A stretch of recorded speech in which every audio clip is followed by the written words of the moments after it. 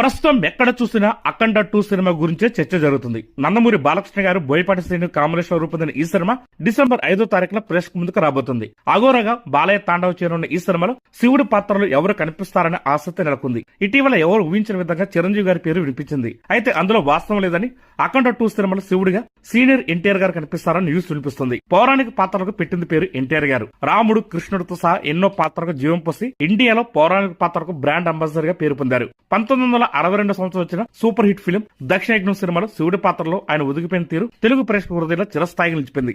మళ్ళీ ఇన్నేళ్లకు అఖండ 2 సినిమా రూపంలో మరోసారి ఎన్టీఆర్ గారిని వెండితెరపై శివుడిగా చూసే అదృష్టం కలగబోతుంది అంటున్నారు.